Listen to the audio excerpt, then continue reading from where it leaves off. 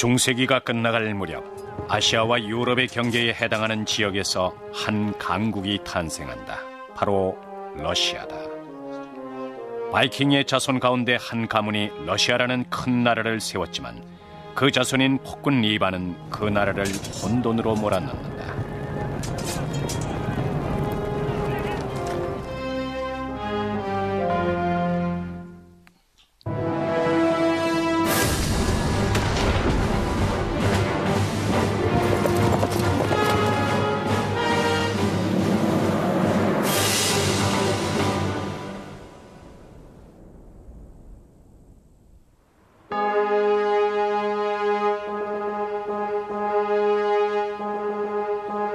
윈스턴 처칠은 러시아를 가리켜 불가사의한 신비에 쌓인 수수께끼의 나라라고 했다.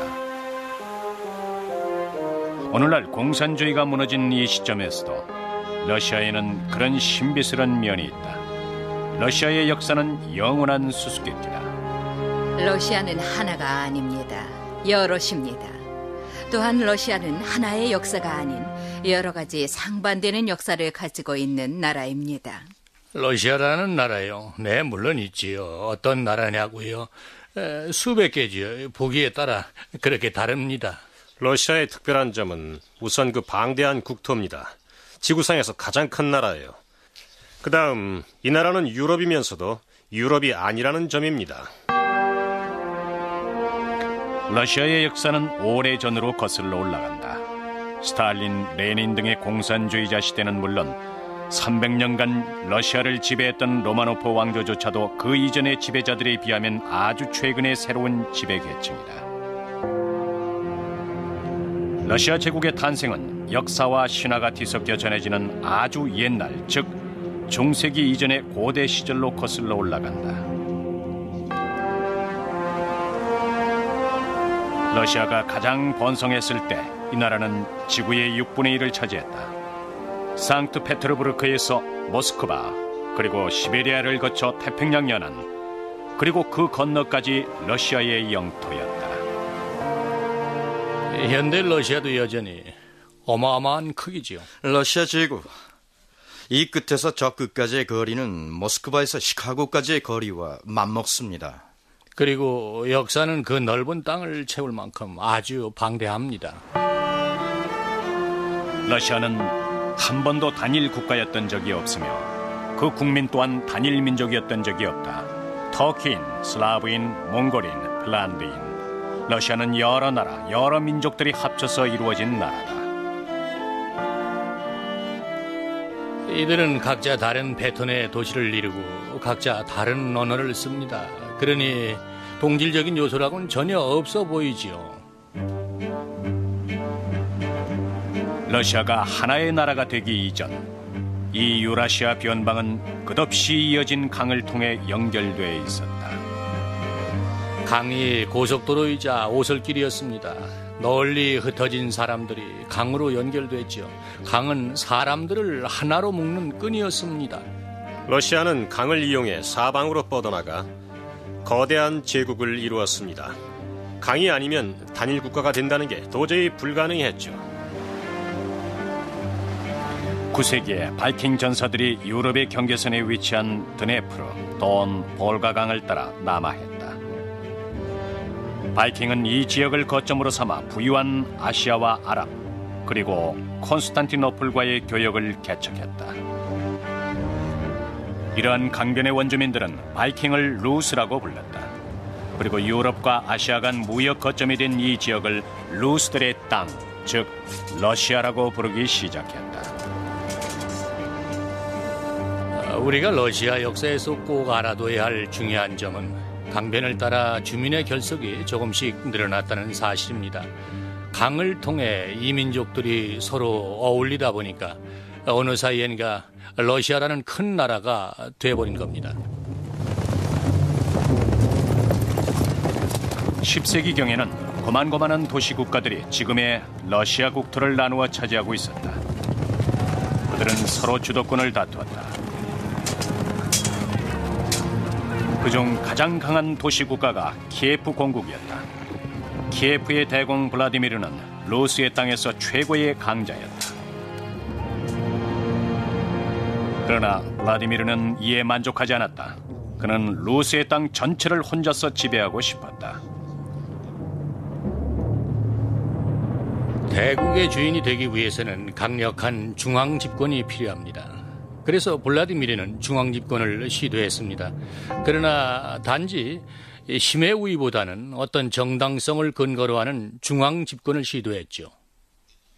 블라디미르는 루스의 땅에 사는 여러 종족들을 하나로 묶을 공통분모로 종교를 생각했다.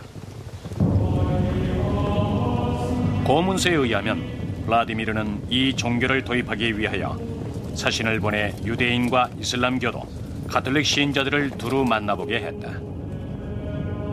사신들은 콘스탄티노플까지 갔다. 이곳 그리스 정교의 심장부에서 사신들은 드디어 블라디미르에게 힘을 실어줄 종교를 발견하게 된다. 옛 얘기에 따르면 사신들은 콘스탄티노플의 아름다움에 너무 놀라서 그것이 지상 천국인 줄로 알았답니다. 그곳이야말로 신이 사는 것처럼 생각한 거죠. 콘스탄티노플의 위용과 영광은 블라디미르를 기독교 정교로 개종하게 만들었다.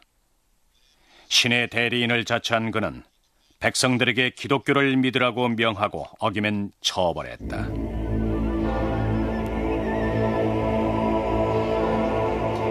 블라디미르는 종교를 이용하여 루스의 땅을 통일했지만 그가 죽고 나자 왕국은 아들들에 의해 다시 분열됐다. 형제간의 다툼으로 왕국은 흔들리고 있었다. 블라디미르의 세 아들 중 하나인 스바트폴크는 권력을 독차지하고 싶었지만 그러자니 나머지 형제 보리스와 글레프가 문제였다. 보리스와 글레프는 권력에 야심이 없었어요. 그래도 스바트폴크는 형제들이 걱정거리였지요. 기독교도답지 않게 무법자였던 그는 형제를 죽이기로 결심을 합니다. 스바트폴크의 하수인이 찾아올 무렵 보리스는 기도 중이었다. 싸워봤자 왕국을 분열시킬 분임을 아는 보리스는 저항하지 않고 죽음을 택했다. 러시아의 대의를 위해서 죽은 것이다. 또 다른 형제 글레프도 같은 방식으로 죽었다. 그들은 야수처럼 그에게 달려들었다. 그리고 날카로운 빗으로 그의 몸을 찔렀다. 스바트폴크의 패류는 전쟁을 불러왔다. 억울한 형제들의 복수를 위해 백성들이 관리한 것이다. 결국 이 폭군은 유배형에 처해졌다. 그리고 러시아 정교회는 보리스와 글레프를 성자로 승격시켰다. 그들이 흘린 신성한 피는 러시아 정교 발전의 새 전기가 됐다. 보리스와 글레프의 죽음에는 깊은 뜻이 있습니다. 그들은 무법자 스바트폴크의 공격을 그냥 받아들였습니다. 마치 예수가 순환을 당하듯이 말이지요. 보리스와 글레프가 흘린 피로 인해 러시아 정교회와 권력자에게는 신적인 권위가 생겨났다. 이처럼 러시아의 역사는 피의 역사였다. 그로부터 얼마 후 동방으로부터 침입자가 들이닥쳐 루스의 땅을 유린한다. 징기스칸이 이끄는 몽골 제국의 내습이 그것이다.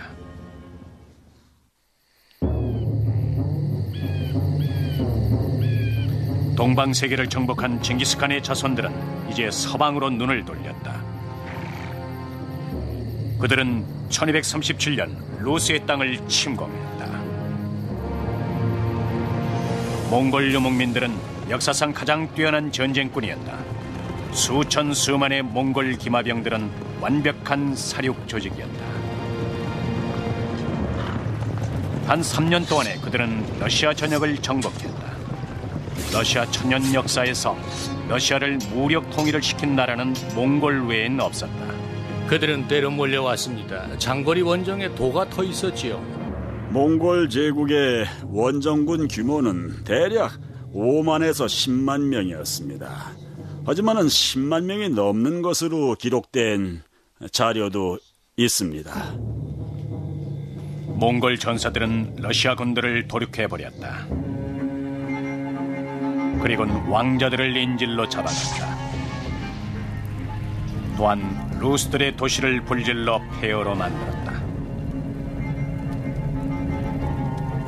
1240년 칭기즈칸의 손자 바투칸은 고대 러시아의 정신적 구심점인 키예프성을 포위했다.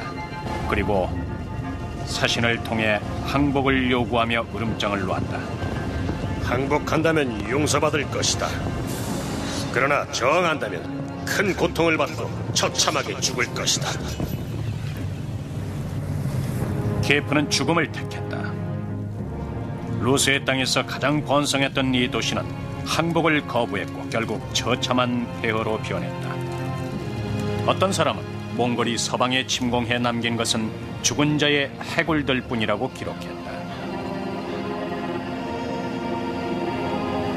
몽골 제국의 지배는 이렇게 시작하여 2세기 반이나 계속됐다. 몽골은 세계에서 처음으로 가장 거대한 대제국을 건설하려 했습니다. 그들은 국토를 세계 끝까지 넓히는 것이 마치 그들의 신성한 특권인 것처럼 생각했습니다. 이 침략 군대의 지휘자는 몽골인, 군사들은 동방의 투르크인들이었다. 러시아인들은 그들을 합해서 타타르라고 불렀다. 타타르의 목표는 점령이 아니었다. 공포를 가하여 조공을 요구하는 것뿐이었다. 공포 정치는 그들이 다른 나라를 정복하는 주요 수단이었다. 역사적으로 몽고인들은 피정복 민족을 들판으로 끌고 나가서 조직적으로 학살한 사례가 많습니다. 때로는 수많은 사람들을 모두 목베어 죽이기도 했습니다. 몽골의 살인적인 멍에는 러시아의 왕자들에게도 지워졌다.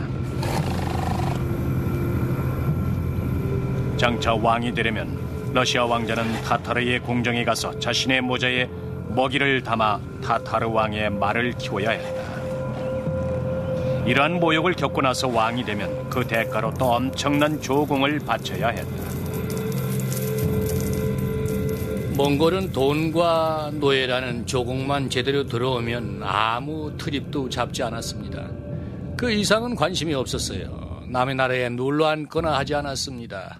그저 착취만 해갔죠. 일종의 기생충 같은 존재라고 할까요? 숙주가 죽기를 바라지 않거든요. 타타르 칸은 대공 가운데 한 명을 정해 자신의 대리인으로 삼았다. 당연히 가장 많은 조공을 바치는 자가 이 대리인 직위를 얻었다.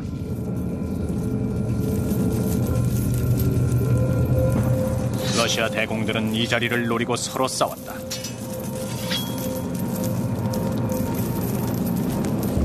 몽골은 러시아를 이런 식으로 분열시켰다. 통일되면 지배력이 약해지기 때문이었다. 그중 한 도시가 몽골의 비위를 맞추는 법을 잘 알았다. 생긴 지 겨우 한 세기밖에 안 됐지만 몽골의 호감을 산 것이다. 바로 모스크바였다. 12세기의 모스크바는 외딴 강변의 도시국가였지만 13세기로 들어서면서 성벽, 즉 크렘린에 둘러싸인 채 성장하기 시작했다. 1325년 모스크바 대공 이반 1세는 몽골과의 교섭을 성공시켰다. 이반이 모스크바를 포함한 러시아 전역의 조공을 합하여 칸에게 갖다 바치게 된 것이다.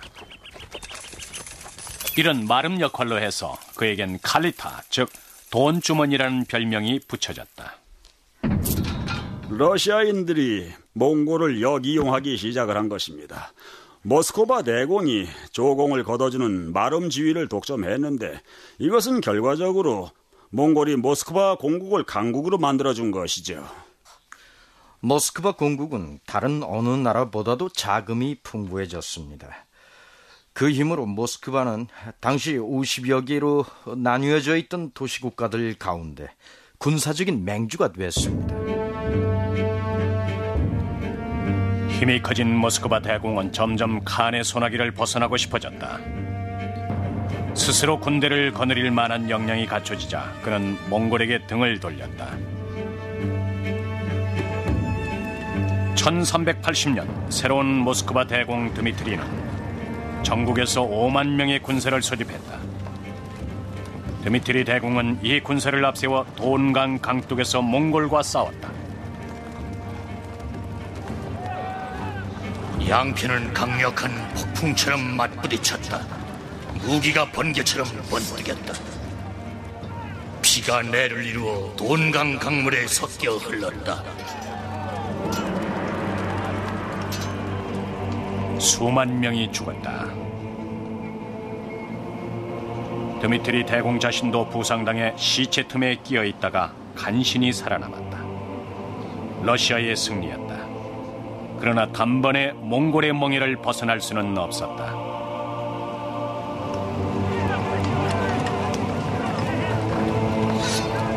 이후 100년간에 걸쳐 자유를 얻기 위한 투쟁이 계속됐다. 정해진 절차는 없었지만 러시아는 몽골아 물러가라 했고, 몽골은 아니야 우리가 왜 가, 러시아는 아니야 가줘 그러는 동안에 몽골을 물리친 겁니다.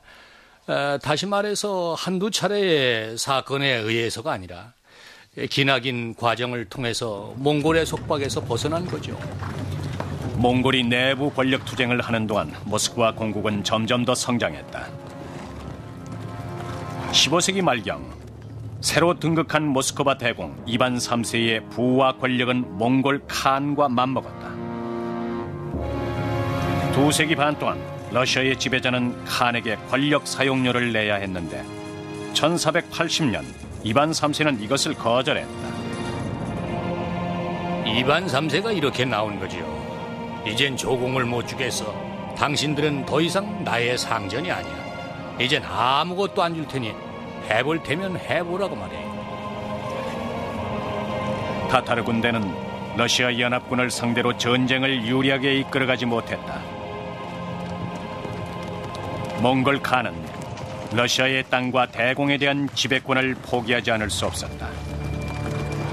이반 3세는 모든 루스들을 모스크바 공국의 깃발 아래 뭉치게 하여 몽골 세력을 몰아낸 것이다. 이반 3세는 새로운 이름의 지위 짜르, 즉 루스의 지배자, 황제가 됐다.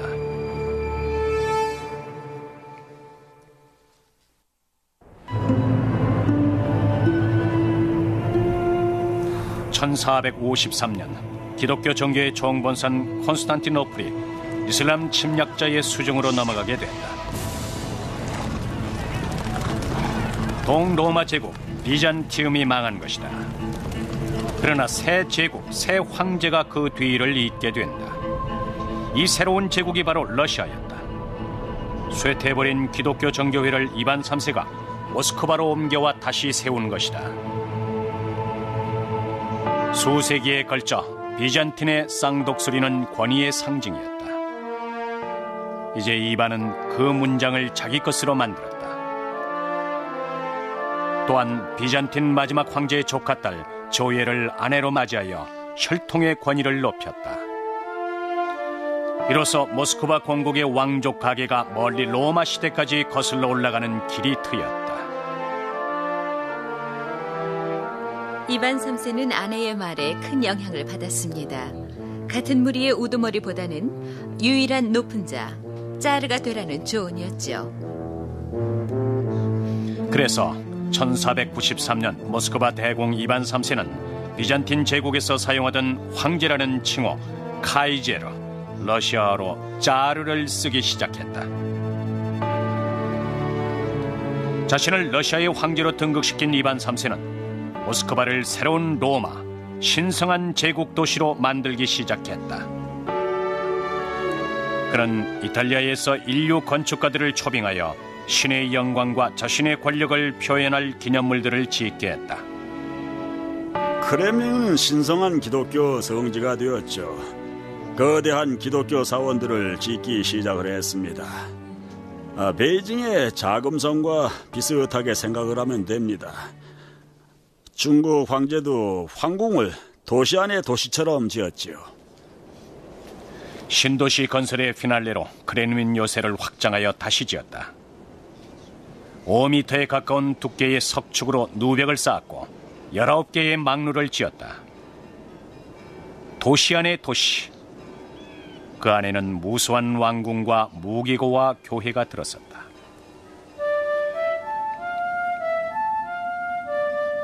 그리고 모스크바 밖으로 무한하게 펼쳐진 러시아 땅에 새로운 지배 질서를 구축하기 시작했다. 그 이전까지 농부들은 자유롭게 땅을 선택하여 농사를 지을 수 있었다. 땅 주인인 귀족이나 교회에 일정한 지대만 바치면 됐다. 만일 땅이 나쁘거나 지대가 비싸다고 생각되면 농부는 포기하면 그만이었다. 자르 이반은 농부들의 이런 자유에 제동을 걸었다.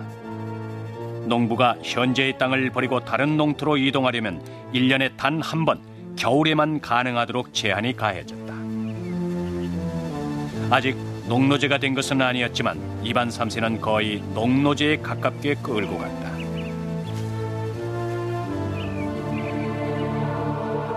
(1505년) 이반 3세가 죽자 아들 바실리가 대를 이었다.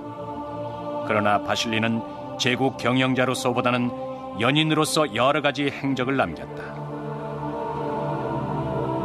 바실리는 그의 첫 아내 살로메아를 수도원에 가둬버렸다.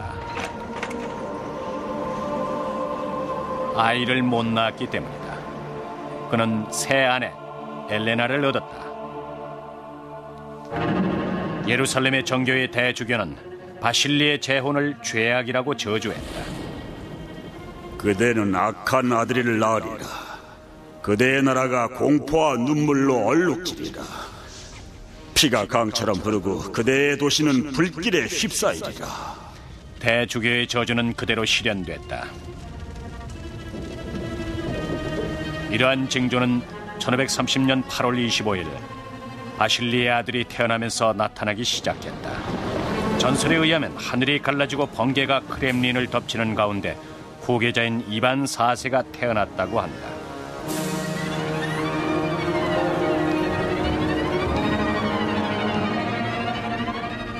이 소문은 온 땅에 퍼져갔다. 멀리 동방의 타타르 왕 카잔의 칸은 이 러시아의 새 왕이 괴물이 될 것이라고 예언했다. 새로 태어난 왕은 이가 2개다. 하나로는 우리를 잡아먹을 것이고 다른 하나로는 당신들을 잡아먹을 것이다. 훗날 폭군 이반이라는 폭군의 역사가 예언된 것이다.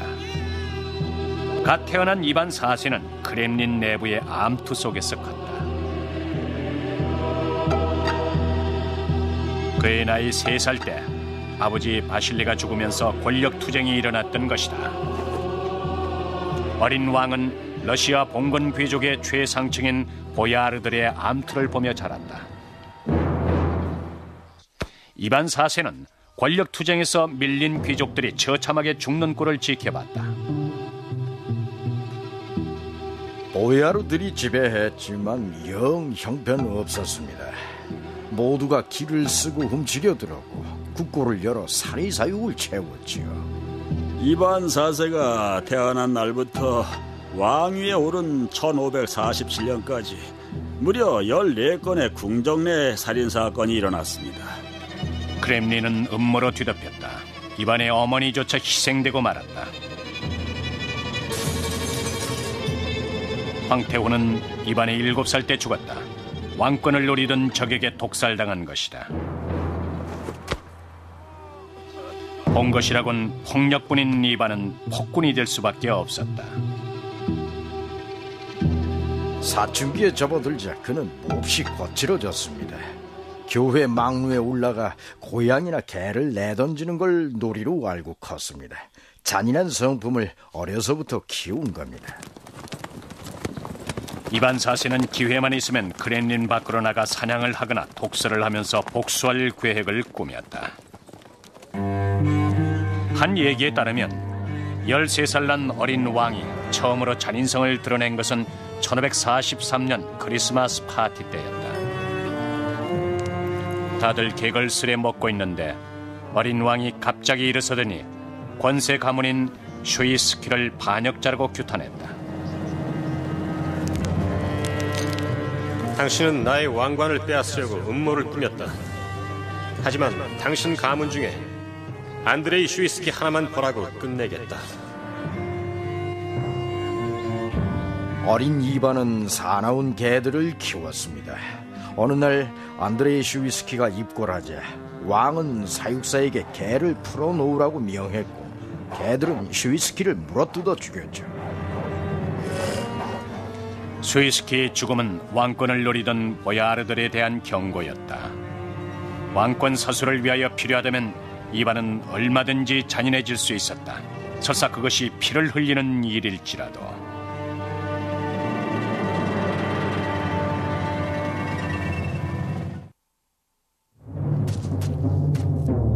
살인, 음모, 반역. 이반은 어른이 돼가면서 보야르들이 자신의 왕권을 넘보고 있음을 깨달았다.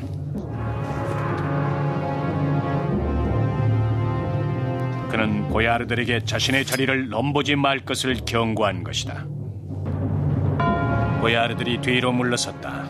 이제 왕관과 권력은 오로지 이반 한 사람 혼자의 것이 됐다.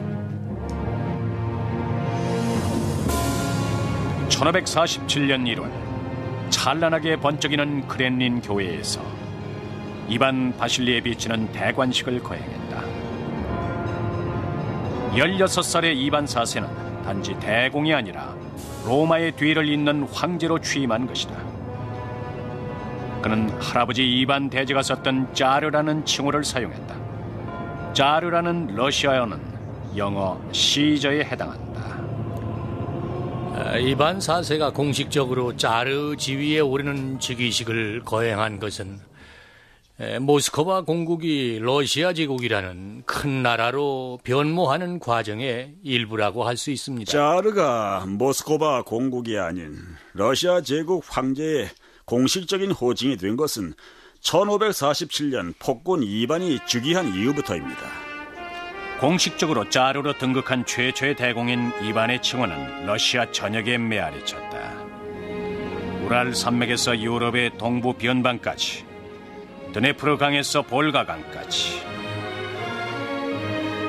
영토는 260만 평방킬로미터에 육박했다. 이것은 영국, 프랑스, 스페인을 합친 것의 2배에 이르는 크기다. 그 넓은 지역을 단 한 명이 지배하게 된 것이다. 모든 권력이 짜르 이반 한 사람의 손아귀에 잡혔다. 보야르가 있었지만 그 지위는 세습이 아니었다. 보야르의 지위나 권력은 짜르가 직접 주거나 빼앗았다. 권력을 타고나는 일은 누구에게도 없었습니다. 귀족도 국가가 지정하고 인정해야 귀족이었죠. 그것도 짜르가 원치 않으면 그 지위를 박탈당했으며 누구나 그걸 기정사실로 인정을 했습니다. 그 후 이반과 그의 후계자들은 러시아가 망할 때까지 짜르의 절대권을 지키려고 애썼다. 러시아인에겐 어딘가 군주제에 대해 긍정적인 감정이 있는데 이건 이반 4세 때문입니다. 그는 국민들에게 절대 군주제, 독재 이데올로기를 심어놓았습니다. 러시아를 다 차지하고서도 이반은 만족하지 않았다. 그는 영토 확장을 위해서 동으로 서로 군대를 파견했다. 짜르의 통치하에 모스크바 공국은 이제 하나의 거대한 러시아 대제국으로 탄생했다. 보통 제국이라고 하면 다른 나라를 자기 영토의 일부로 합병하는 그런 나라를 말합니다. 러시아는 이미 16세기 중엽에 그런 의미의 제국이 됐습니다. 1552년 이반과 그의 군대는 타타르의 요새 카잔을 포위했다. 카잔은 볼가강 하류의 바이킹 무역로를 지배하던 동방무역의 요충지였다. 이반은 신에게 기도를 드렸고 그의 군대는 요새를 쳐부수었다. 타타르의 요새 카잔이 무너졌다. 이반의 동방 군대는 자비라고는 없었다. 1556년경 러시아는 카스피해로 통하는 볼가강 교역로를 차지했다. 이로써 오랜 세월 타타르의 땅이던 카잔과 아스트라한이 러시아 땅이 되어버렸다. 폭군 이반의 재위 기간 동안 러시아의 영토는 하루 평균 128평방킬로미터씩 늘어난 꼴입니다. 특히할 만한 일이지요. 미국이 아메리카 대륙 동해안에서 서해안으로 뻗어나간 것과 비슷합니다. 승리를 기념하기 위하여 이반은 모스크바 한복판에 기념물을 세웠다. 바실리 블라젠노, 즉 성 바실리 교회가 그것이다. 건축 예술에 걸작인 이 성 바실리 교회는 러시아의 상징이 되었다. 이반은 영토와 권력 욕심만 있는 게 아니라 아내 아나스타시아에 대해서도 정열적이었다. 아나스타시아는 장차 이어질 모든 러시아 왕의 정점에 위치하는 로마노프 가문이다. 이 짜리서 황후가 살아있었을 때는 처형 같은 것이 없었습니다. 이반은 괜찮은 왕이었죠. 황후가 살아있던 동안 이반 4세는 누가 봐도 훌륭한 왕이었습니다. 자르 이반의 전성기였다. 그의 궁전은 강하고 부유했다. 제국은 확장되고 그의 권위는 폴란드, 독일, 터키, 심지어 영국에까지 미쳤다. 그리고 1554년 그의 아내 아나스타시아 로마노바가 자르에게 후계자를 낳아주었다. 황태자 이반 이바노비치. 그러나 1560년 이반의 운명이 기울기 시작했다. 처참한 화재가 모스크바를 잿더미로 만든 것이다. 거기다 아나스타시아가 열병으로 들어놓았다. 자르는 아내를 구해달라고 신에게 빌었지만 보람도 없이 황후 아나스타시아는 죽고 말았다. 이런 시련을 겪으면서 이반은 전혀 다른 인간으로 변했다. 어린 시절의 공포밭에 살아났다. 황태우가 독살된 걸로 봐서 혹시 아나스타시아도 독살된 게 아닐까? 왕관을 노리는 음모가 있는 게 아닐까? 아나스타시아가 죽은 이후에 이반은 아내의 죽음이 마치 어떤 커다란 음모의 일부인 양 생각을 했습니다. 그래서 그는 주변의 보야르나 기타 모든 사람들을 의심하기 시작을 했습니다. 신하들의 순환이 시작됐다. 군대의 영웅들, 믿음직한 귀족들이 감옥에 갇히고 고문당하고 유배되거나 처형됐다. 자르에게 가까울수록 먼저 죽는다는 말까지 생겨났다.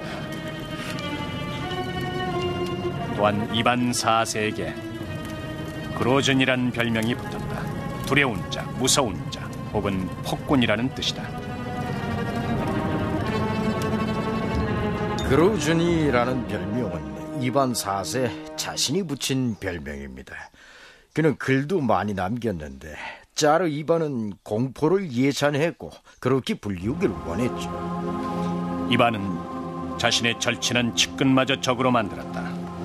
1564년에는 이반의 최고위 장군 안드레이 그로브스키마저 러시아의 적국으로 망명해버렸다.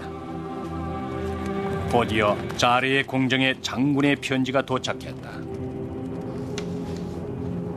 한때 신의 축복을 받았으나 지금은 영혼이 썩어 망가진 자여, 당신은 하늘이 준 뛰어난 용사들을 어찌해서 죽였느냐? 크로브스키의 편지는 이반을 펄펄 뛰게 만들었다. 이런 상황 속에서 이반은 주변의 궁정 내부의 적을 도저히 감당할 수 없다고 판단했습니다. 결국 1564년 12월 어느 날 자르 이반은 자신의 제국을 내동댕이 쳤다. 권력투쟁의 신물을 느껴 크렘린을 떠난 것이다. 그는 모스크바로 보낸 편지에서 사람들이 자신의 지배를 받아들이지 않고 자신 또한 거역하는 자들을 벌하지 못하므로 더 이상 자르 노릇을 못할 것 같아 자진 사퇴하기로 했노라고 썼습니다.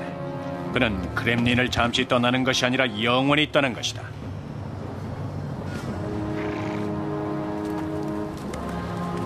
더 이상 그대들의 배반을 참을 수 없어서 가슴 가득 슬픔을 안고 짐은 이 나라를 포기하노라. 앞으로 신께서 이 나라를 어떻게 하시든 내 알 바 아니니라.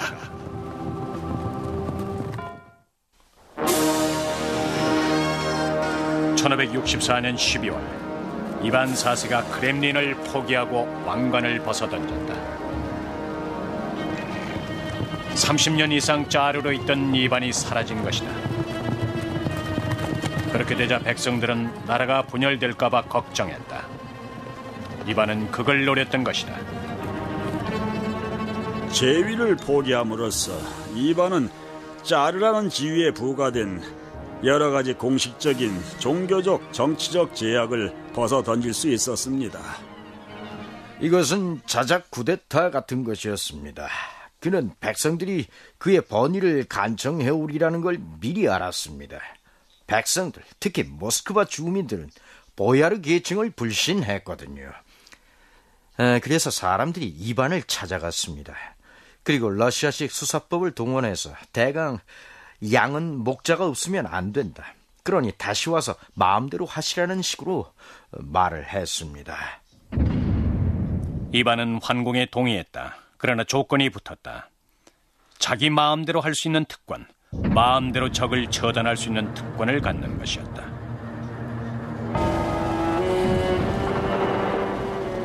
포기한 지 이틀 후부터 공포정치가 시작됐다. 크렘린의 담벼락 아래서 이른바 적이 처형되기 시작했다. 그는 수백 명의 귀족과 조언자들, 사제들을 처형했다. 그의 전쟁 시도를 반대한 자, 세금 부과를 반대한 자, 그의 정신 상태를 의심한 자는 재산은 물론 목숨까지 뺏겼다. 반대 세력 말살을 위하여 짜르는 별도의 사병을 두었다. 이것이 오프리치니키 6,000명의 인간 백정들이다. 그들은 검은 옷을 입고 이반의 통치에 조금이라도 거슬리면 누구나 죽였다. 이 자들은 사회의 최하층 계급에서 선발된 망나니 같은 자들이었죠. 멋대로 사람을 죽여 그 머리를 말 한 장에 달고 다니며 사람들을 위협하고 공포에 떨게 했습니다. 이반의 오프리치니키는 스페인식 종교재판과 비슷했다. 즉 신의 이름으로 공포정치를 자행한 것이다. 그들은 수도승 복장을 하고 다녔습니다. 행동하는 것도 수도승들을 흉내내곤 했습니다. 그러면서도 실제로는 끔찍한 살인을 일삼은 거죠. 끔찍한 고문을 밥 먹듯이 자행했습니다. 이반 4세 본인도 고문에 일가견이 있었다고 한다. 그는 특별한 처형 방식을 고안해냈습니다. 특이한 방식의 살인으로 전시 효과를 거둔 거죠. 이를테면 수도승을 화약통 위에 올려놓고 천사처럼 날고 싶지, 그렇게 해주마 하는 식이었죠. 이반의 잔인성은 신비주의와도 결합했다. 그는 보야르들만 죽인 게 아니라 그 가문에 관련된 모든 사람들을 다 죽였다. 그 이유는 죽은 자들을 위해 기도할 사람을 남기지 않기 위해서입니다. 누군가의 기도에 의해서 방해를 받지 않고 사람을 죽여서 천당이건 지옥이건 가게 할 수 있다면 그의 능력이 신의 영역에 이르렀음을 의미합니다. 이렇게 광기가 극에 달하자 미친 사람이나 목숨을 내놓고 충성을 바칠 신하가 아니면 맞설 자가 없었다. 이반이 푸스코프라는 도시에 갔을 때 어떤 성자가 이반 앞에 피가 묻은 고깃덩어리를 바쳤습니다. 이반은 나는 사순절에는 고기를 안 먹는다고 했습니다. 그러자 그 성자는 고기는 안 먹지만은 기독교도의 피는 마시지 않소라고 했답니다. 이반 4세는 거의 8년 동안 자기 백성들과 전쟁을 치렀다. 진짜 적이 침략해 왔을 때 러시아는 너무나 약해져 있었다. 1571년 러시아의 오랜 원수 타타르인들이 이반의 폭정을 틈타서 크림 반도 북쪽으로 밀고 올라와 모스크바를 유린했다. 화염에 쌓인 목조 도시는 단 3시간 만에 잿더미로 변했다. 그리고 그날 하루 동안 6만 명이 죽었다. 이 대학살로 이반 4세는 잠시 광기에서 깨어나게 된다. 폐허가 된 수도를 돌아본 이반은 검은 승복의 살인 집단 오프리치니키를 대폭 정리했다. 그러나 재앙은 돌이킬 수 없었다. 오프리치니키의 잔인성, 그리고 여기에 겹친 천재지변과 질병이 모스크바를 황폐화시켰다. 당시 통계 자료에 의하면은 모스크바 인구가 종전의 50-60%, 더 심한 경우는 80-90%가 줄었다고 합니다. 그런 지경에도 이반의 폭정은 끊이지 않았다. 이반 4세는 첫 아내 아나스타시아가 죽은 후 여러 번 재혼하는 바람에 교회도 더 이상 결혼을 축복하지 않았다. 이반은 멀리 영국 왕실에까지 중매인을 보냈다. 실제로 그는 메어리 헤이스팅스와의 결혼 가능성을 검토했습니다. 메어리는 당시 영국 여왕 엘리자베스 1세에 가까운 친척이었어요. 그러니까 셰익스피어 시대에 영국과 러시아 사이에 사돈 관계가 생길 뻔했던 것이죠. 이렇게 빈번하게 재혼을 한 건 후계자가 없어서가 아니다. 후계자라면 이미 장성해서 아버지의 뒤를 이으려고 대기 중인 황태자가 있었다. 황태자 역시 포악했다고 한다. 그러나 1581년 11월 어느 날 이반의 끔찍한 열정이 모든 걸 망쳐버렸다. 이반 4세는 처음부터 황태자비가 마음에 들지 않았다. 그것이 그날 밤 비극의 화근이었다. 이반은 황태자비의 일거일동 하나하나는 물론 자기를 대하는 태도가 마음에 안 들었습니다. 이반은 황태자비가 자기를 도무지 존경하지 않는다고 생각을 했어요. 그래서 황태자비를 학대했던 것입니다. 이에 충격을 받은 아들이 부왕에게 항의했지만 돌아온 것은 진노뿐이었다. 화가 치민 이반은 그의 무거운 장검으로 황태자를 내리쳤다. 자신의 아들, 그것도 사랑에 맞지 않던 전처 아나스타시아의 소생을 제 손으로 죽인 것이다.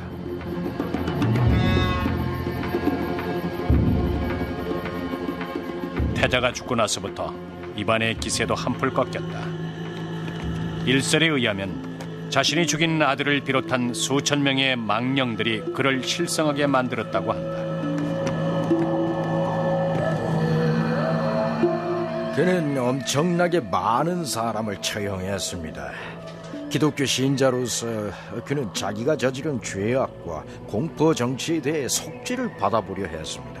그 일환으로 자기가 처형한 자의 명단을 모두 작성하게 했습니다.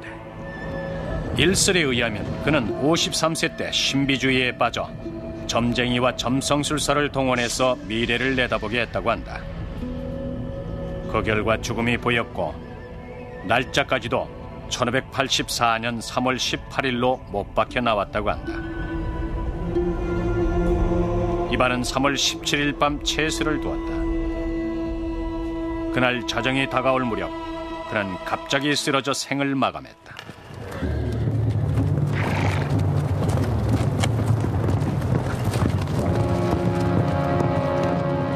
폭군 자르 이반은 작은 왕국을 대제국으로 키웠다. 하지만 그의 잔인함으로 후계자마저 목숨을 잃게 되고 이제 제국은 주인 없이 남게 된다. 이반 4세는 근 7세기 동안 이어져 내려온 왕통을 스스로 끊어버린 것이다. 제국은 다시 헤어나기 어려운 혼돈에 빠지고 만다.